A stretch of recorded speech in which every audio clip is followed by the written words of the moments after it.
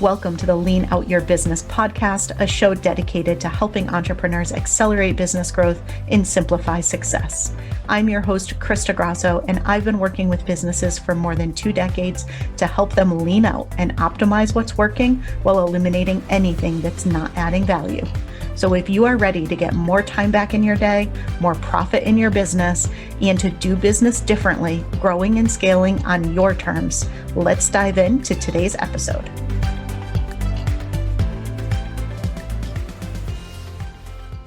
Hello, everyone. Welcome to another episode of the Lean Out Your Business podcast. Today, I'm really excited to share Nicole Doumato with you. Nicole is an Instagram coach. She's a content creator at heart and a strategist by trade. She specializes in coaching female entrepreneurs on how to up-level their business on Instagram with any size audience. Nicole, welcome. I'm so excited you're here and cannot wait to dive into all things Instagram today. Hi, Krista. Thank you for having me. I'm super pumped to talk about Instagram with you today. All right. So the first thing we've got to start with is myth busting, because I will say a lot of my clients and a lot of my audience, they really struggle with Instagram.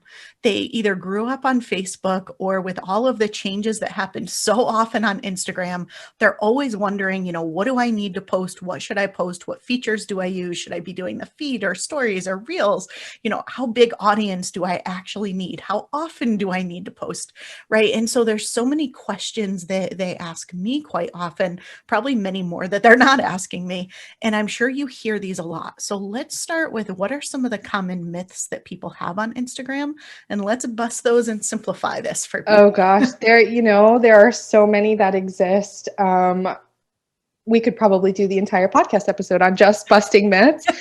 But for me, I think the biggest ones that I hear all the time are, that consistency equals frequency, which means that you need to post every single day. You don't.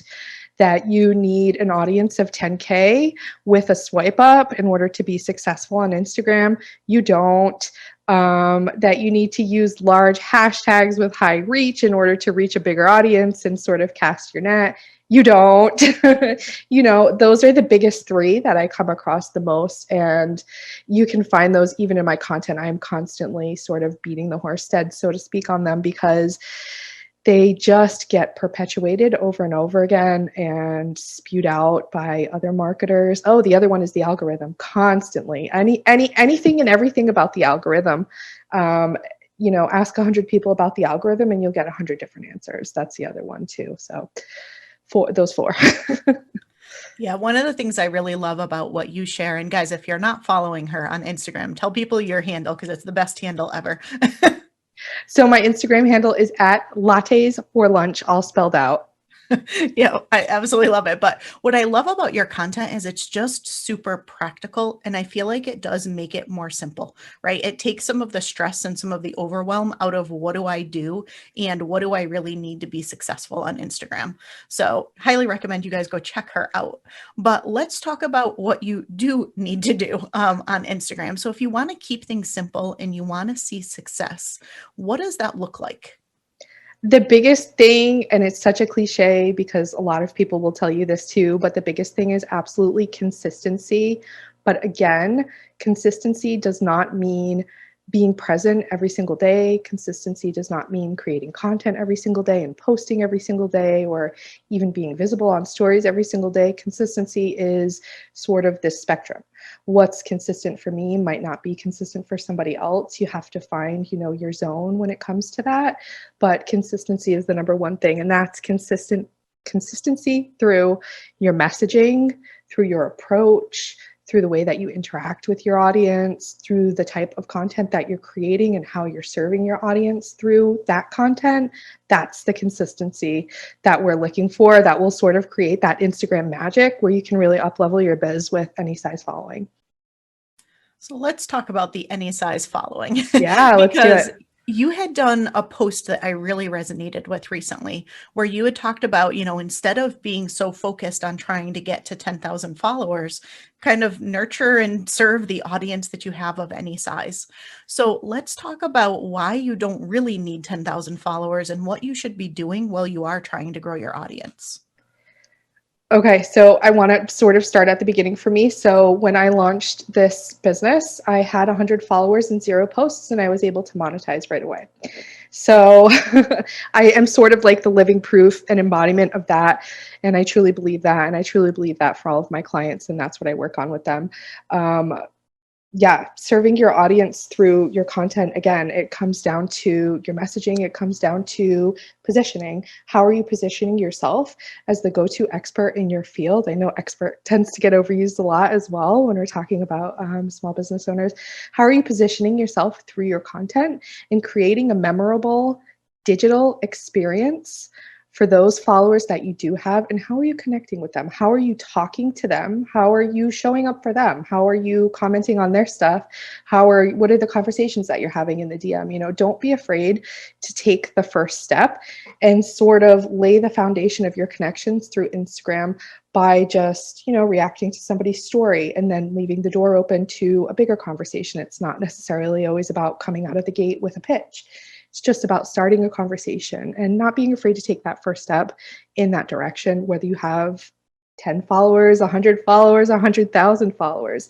If you can't sell to your audience with 100 followers, you're going to be really frustrated when you hit 10,000 followers and you're still not selling and your selling problems haven't been solved, because it's really about getting in there, doing the work with, you know, opening the door to communication.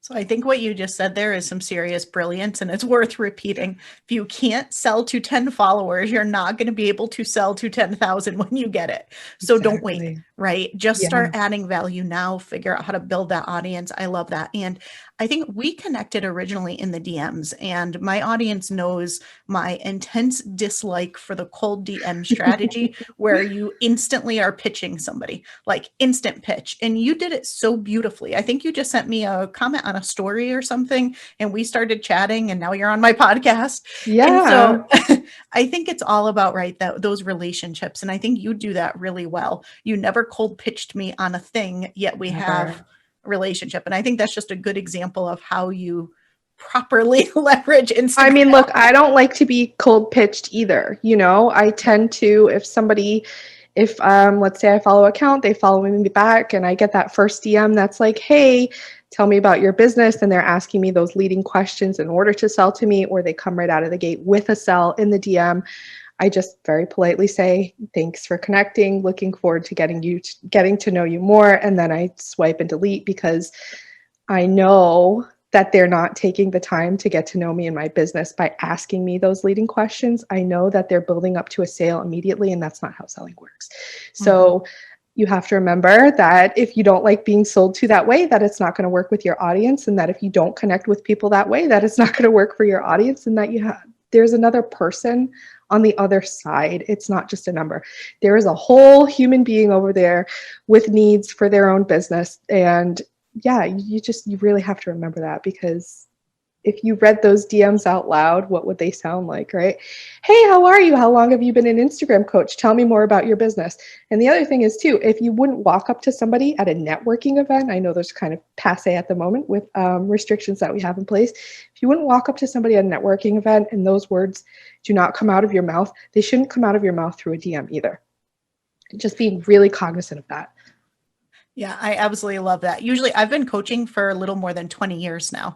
And I mean, I have a really robust coaching experience. I've been doing this a lot longer than a lot of other people and across a lot of industries. So usually that gets people quiet really quickly when they ask me, how long have you been coaching? And I'm like, 20 years, things are going great. I never hear from Yeah. them again. And that's the other thing too. You can't make assumptions based on somebody's content or somebody's follower count, right? They can't just look at your page and go, oh, she must be new. And then you come out of the gate saying, I've been around for 20 years. And then suddenly they don't know what to do because they're on the other end of the spectrum, right? Yeah. Don't make assumptions and don't cold pitch people. Nobody likes it. And you're not going to make a sale, and you're not going to serve anybody, and you're not going to further your business in any way. Yeah, you are so speaking my language. Yeah, I love it. I love it. But so let's talk about if you do have kind of a smaller audience, or even not necessarily the size of the audience, but your audience is kind of quiet. You're not seeing a lot of engagement, and you're kind of saying, why am I posting all day long if nobody's commenting and nobody's liking what I'm doing? Is this worth it? So Right. kind of how do you get that engagement up and really feel confident that it's worth your time investment? So I actually, when I work with my clients, this is usually one of the first things I hear. I'm creating this high value content. Nobody's engaging. Nobody's, talking to me in the DMs. And my first question, my follow-up question to them is always, what is your engagement strategy?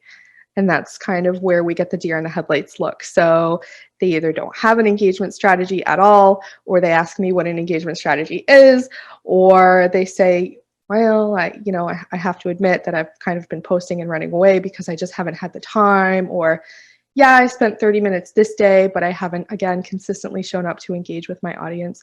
And this goes back to not being afraid to take the first step and not being afraid to reach out to somebody, even with just, a nice compliment on their most recent content or just a simple reaction to a DM. Again, door openers to just get the conversation rolling and build that relationship from there. Yeah, I love that. And so I think, what you said there is providing value content, which I want to Mhm. dive into in just a Yeah. moment, but also you have to engage, right? It's a social media platform. You're supposed to be social. And I think a lot of times, and I've been really guilty of this as well, is you just post content and expect like magic to happen without actually taking the step to go and actually engaging other people. Yeah. And you think that just the use of hashtags is going to get you seen, and that it's very passive. You post and run. And from my experience, anyway, that has not worked super effectively. So, No, I think I learned that very early on that because I've always known myself to be a content creator and a creative in that way. And I just thought if I output all of this high value content, like, if you build it, they will come kind of mindset. And I learned very early on that, especially with a platform like Instagram, not necessarily Facebook, but especially a platform like Instagram, it doesn't work that way. So I said, okay, if I am going to build my business brick by brick, then I have to start forming these relationships and I have to be genuine and I have to be authentic in my approach and I have to want to serve. I have to want to serve the person on the other end. And, that goes both ways. It has to be a two-way street. It has to be beneficial. So I am referring your business, you're referring mine, we're checking in with each other, we're thinking of each other. We're not just going, hey, sign up for this, hey, sign up for that. yeah, brilliant. Absolutely love it. And so let's talk about what is high value content. So as you're thinking about what you're actually creating to post in Instagram, for people who are used to using Facebook, it might be a little bit different. And so what do you create and what is high value content on Instagram? So I like to boil this down to a very basic phrase from somebody that I admired for so long in the Instagram community is the what and the why is free and the how is the paid. So if I am telling you how to market your business on Instagram, I'm giving you the what and the why, but I'm never giving you the how because that's where you're going to come in and work with me, right? And then I have content pillars for my business. And I also gain audience feedback. That's really big for me when I create. I have to know that I'm creating with an audience first mindset and the content that I'm outputting is something that is wanted. It's not just something I enjoy talking about. It's something that's serving a need for my current audience and potentially a new audience because every time we post in our feed, that's a way of reaching someone new, right? Stories are for the audience that we already have and serving them, connecting with them. Our feed is for the audience that we have and a new audience. So you have to keep that in mind as well every time you post on your feed. So really my content pillars and my audience feedback within my zone of genius, and that's how I pull the topics from my feed. Okay, that sounds all very lean, very intentional. I Yeah, love every bit of it. very intentional. Yeah, I think we make things so much harder than it needs to be sometimes. Really, truly. Yes, I definitely agree, especially when it comes to a platform like Instagram.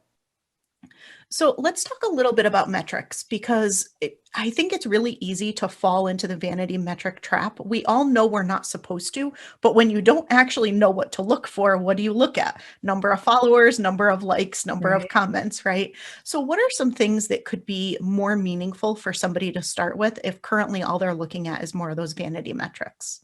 So likes and comments still count as engagement on your content, but they are vanity metrics. So if that's all you're measuring, you're not getting an accurate feed on your insights for your content. So I personally love to also look at saves, I love to look at shares, who's sharing my content, why, how did it resonate with them, what did I say that was on their mind that they weren't able to say for themselves, that they shared it, right? Now I'm reaching a new audience, which is another topic. But so I love to look at those 4 across the feed posts. And then when you do get a high reach post and, you know, all of that stuff is running like clockwork in the background, love to look at website taps from there. Who took the extra step to tap from my content over to my bio, to my website, right? Because that's really where the magic is, because that means to me, they're ready for a connection. They're ready for the next step. They're ready to invest in their business by working with me, or, you know, whatever it is, they're ready for collaboration or something like that. That's magic for me. Yeah, I love that. And so I want to go back to something that you had said about the difference between the feed and stories, Mm. because I know one of the questions that I get asked so often, and I struggle with this myself sometimes, is what on earth do I post to my stories? I think people have an easier time with their feed. But what do you recommend? What do you think works pretty well from a story perspective and what your current audience is looking to see? Right. So again, stories are for the audience that you already have and deepening your connection to them. So what works for me might not work for somebody else. So I like to give mini trainings and stories. I like to do fun roundups and polls and multiple choice questions and sticker questions. I like to provide them with feedback if they're struggling with something through the sticker question. I like to give them a glimpse of what my day looks like, or what my work schedule looks like, or what my personal life looks like, you know, from time to time. But always with my audience in mind first, and then secondly, always with deepening the connection to them, because you're not going to be found on stories by a new audience. You can use hashtags in stories. They kind of sort of work. It's not as strategic as using them in feed posts, but your stories are always for the audience that you currently have. Yeah, that's really helpful. And I know I personally can seriously up my story game. So that's great. So you mentioned also earlier on algorithm changes, right? And so there's Yes. always all this buzz about what do I do now? And there's algorithm changes. And so what I'd love to hear from you is what do you see that's actually working now? And what are just the timeless things that you just should be doing, that it does not matter what algorithm change comes our way, that it's still kind of a recipe for success for Instagram? Yeah, you should be posting in your feed weekly, if not multiple times a week, regardless of the algorithm. You should be engaging so that your audience comes back and engages with you. Those are really the 2 big things. And you should be creating, okay, let's go 3 things. And you should be creating high value content. So that's really what's going to drive it, and being present consistently in your feed and creating the expectation with your audience that you are going to show up in your feed and that it is going to be something visible to them each time that you do show up. So what works for me is 3 times a week, and engagement on those days and engagement in between. That might not work for you. That might be too much for you. It might only be once or twice a week for you, and engagement 2 or 3 days. So you have to kind of, again, find your zone of genius with that. When the algorithm talk comes out, this is a big one you always hear on Instagram, is the quote unquote beating the algorithm, beating the algorithm. So the algorithm is developed by the software developers at Instagram. We don't know what it is. We know that it's a tool for visibility. We know that it's how we output content and how content is served to us. So we need to view it as a tool. So if we're using it as a tool for our business, why are we trying to always beat it into submission? I never understood that phrase. I find it to be very predatory. I think it feeds people's fears of being present on Instagram and using it to market their business. And I loathe it so much. I wish if I could burn that phrase to the ground tomorrow or today, I so would. Don't listen to it. Focus on you, focus on your audience, get your insights, focus on creating high value content, and just block your ears when anybody says beat the algorithm, because it's baloney in the simplest terms. I'm trying not to use 4-letter words here. It's baloney.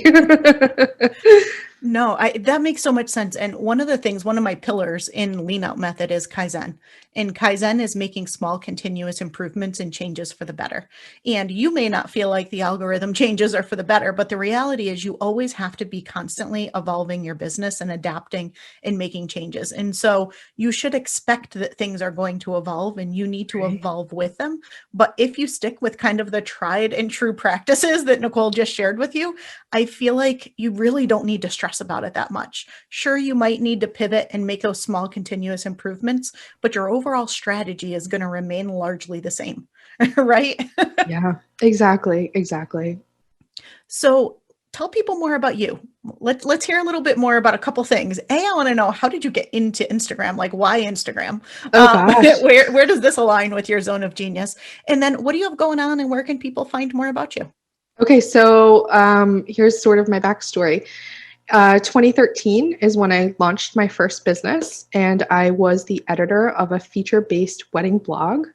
And that's how I really got into the creative space.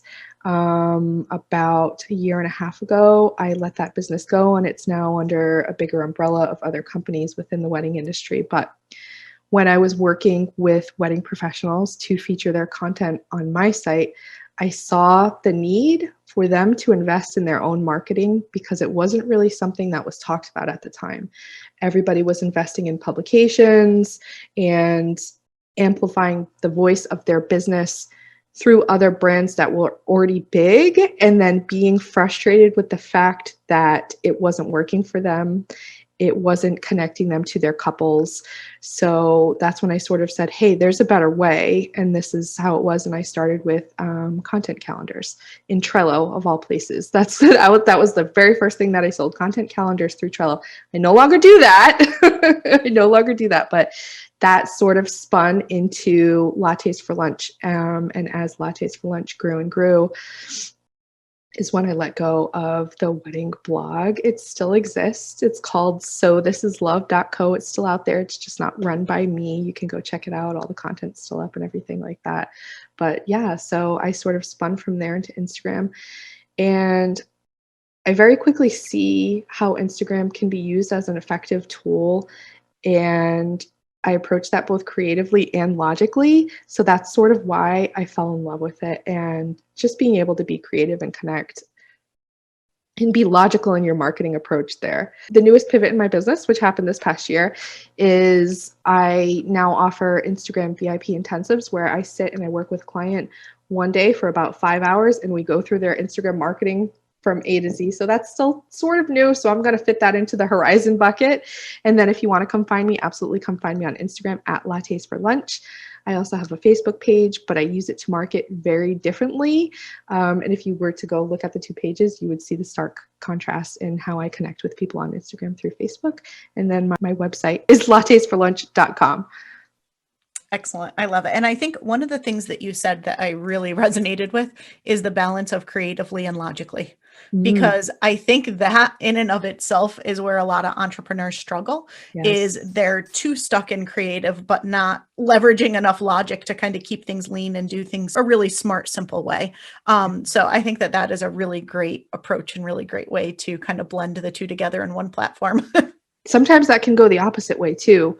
You're Mhm. too caught up in it, or your emotions are too caught up in it, and you can't see the forest from the trees sort of on what it is that you need to be doing. So yeah, I think for me, the balance between those two is definitely how I approach the platform. So for the VIP days that you do, if somebody has a full-time team member, somebody from their team who actually does their social media for them, how does that work? Would they attend that session also, or would they send them to that session? Yes, if it's a team member, absolutely yes. If you are outsourcing to a social media management or social media agency, no, because they're going to have a different approach and a different vision. And I am working specifically for you and your business. Or you need to take the approach of, I'm going to learn this for my business first before I hire my own team member and have them do it in my vision. And that's sort of where I come in, is really drilling down into your messaging and drilling down into your content, and aligning all of those things first before you make the decision to offload it, because a lot of frustration can come in when you just go, I'm throwing my hands up. I don't know what I'm doing. I don't have the time for this. I'm just going to offload it.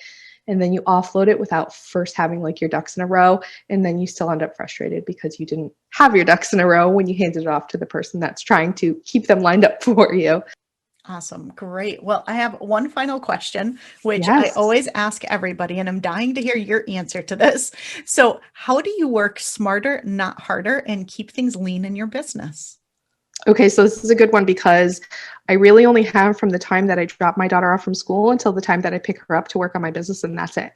So that's 8 p.m. to around 2 p.m., depending on the day, depending on whether her dad gets her or whatever. That's not a lot of time to, to build a business. So I am very intentional with my time. I time block my day at the beginning of the week.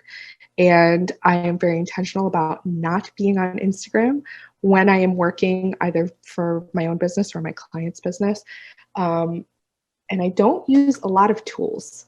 So I don't have a lot of, I use Doumato for this and I use this for that. And I use this. I have very few tools that are my go-to, and I just get in there, do the work, and that's it. It's more important for me to sit there, head down, do the work than it is for, creating a whole system or a process or looking at this new shiny thing over here or whatever it is. So being very intentional with my time. Absolutely.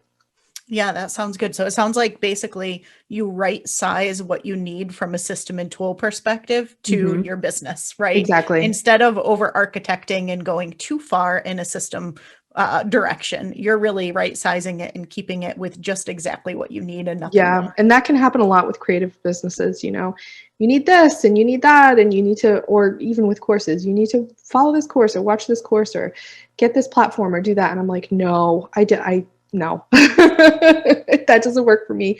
I don't have the time, and I don't think I need to find the time because I don't see how that's going to help me in the long run. Exactly. Yeah, that makes so much sense. I'm a big fan of systems and tools, but I think first you need to lean out your business because you want the system and the tool for only those things that you know are really important.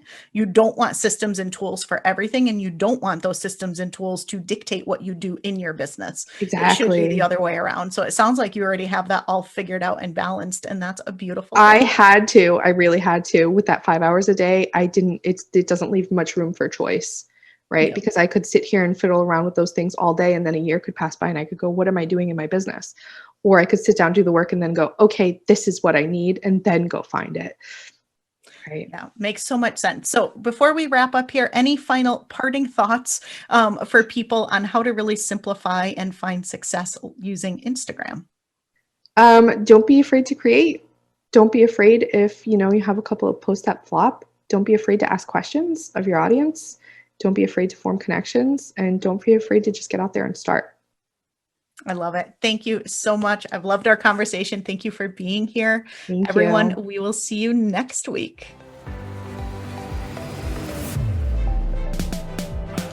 Thank you for joining me for another episode of the Lean Out Your Business podcast. I hope you got a lot of value and actionable insights from today's show, and would love if you take a moment to leave us a review.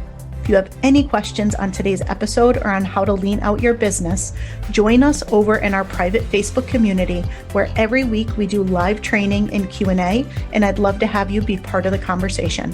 Head to leanoutmethod.com/group to join us.